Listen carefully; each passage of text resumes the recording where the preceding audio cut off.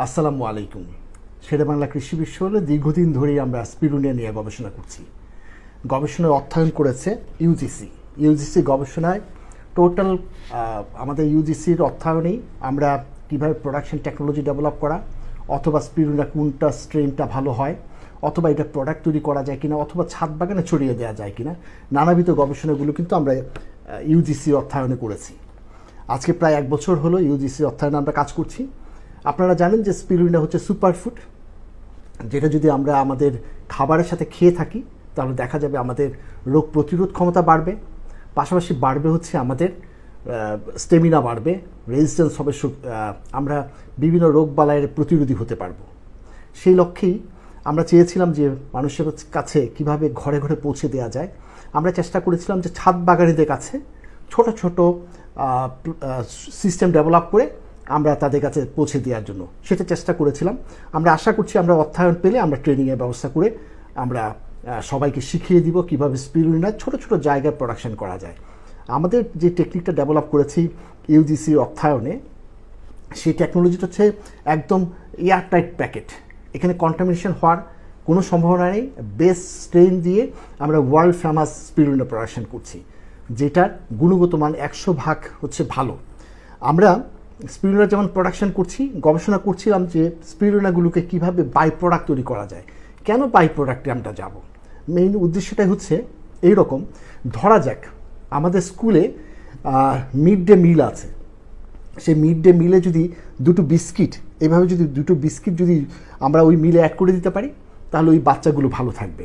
Mid day মিলে add করতে পারি, অথবা যারা বয়স্ক মানুষ আছে তাদের জন্য হতে পারে, অথবা আমরা যদি এইভাবে ভাবি যে রোহিঙ্গারা যারা আছে তাদের নিউট্রিশনাল ব্যাপারগুলো নিয়ে আমরা কিন্তু খুব বেশি তাদেরকে সাপোর্ট দিতে পারছি না, চেষ্টা করে যাচ্ছি। তাদের খাবারের ভিতর যদি আমরা স্পিরুলিনা ঢুকিয়ে দিতে পারি, অথবা যারা বস্তিবাসী মানুষগুলো আছে তাদের খাবারে যদি ঢুকিয়ে দিতে পারি, তাহলেই হবে হচ্ছে স্বাস্থ্য, অনেকটাই তারা রোগ প্রতিরোধী হতে পারবে, আমাদের রোগ বালাই অনেকাংশে কমে যাবে। আসলে হচ্ছে টার্গেটটা হচ্ছে সবার কাছে পৌঁছে দেওয়া স্পিরুলিনা যদি আমরা মিড ডে মিলে দিতে পারি, আমাদের রোহিঙ্গা ক্যাম্পগুলিতে দিতে পারি, অথবা বস্তিবাসীদের দিতে পারি, আমরা যারা বয়স্ক মানুষ আছে তারাও যদি গ্রহণ করি তাহলে হবে আমাদের জন্য বড় একটা পাওয়া হবে। আমরা সেই লক্ষ্যেই কিন্তু কাজ করছিলাম।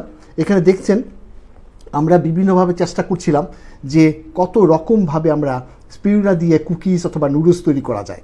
এখানে কিছু অংশে আমরা বিভিন্ন কালারে করেছি স্পিরুলিনা দিয়ে, বেশি করে ছোট করে, বেশ ক্রিস্পি হয়েছে, কিন্তু অনেক মজার।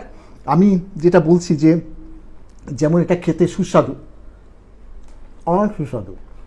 সামান্য স্পিরুলিনা দিয়ে আমরা কিন্তু ভালো কোয়ালিটি বিস্কিট তৈরি করতে পারি, কুকিজ তৈরি করতে পারি।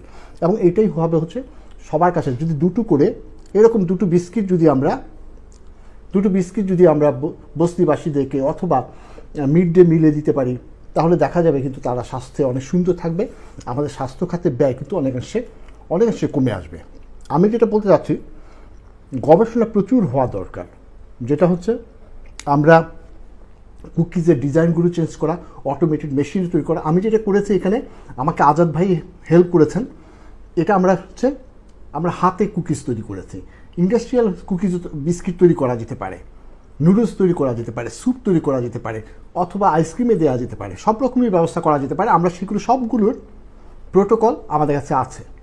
আমরা যদি সরকারের সাপোর্ট পাই তাহলে অবশ্যই আমি ঘরে ঘরে পৌঁছে দিতে পারবো, সে আশা রেখেই স্পিরুলিনা সবার জন্য খাবার হোক, সবাই সুস্বাস্থ্য সুন্দর স্বাস্থ্যের অধিকারী হই, সেই প্রত্যাশায় আপনারা সবাই ভালো থাকবেন। ধন্যবাদ সবাইকে। আসসালামু আলাইকুম।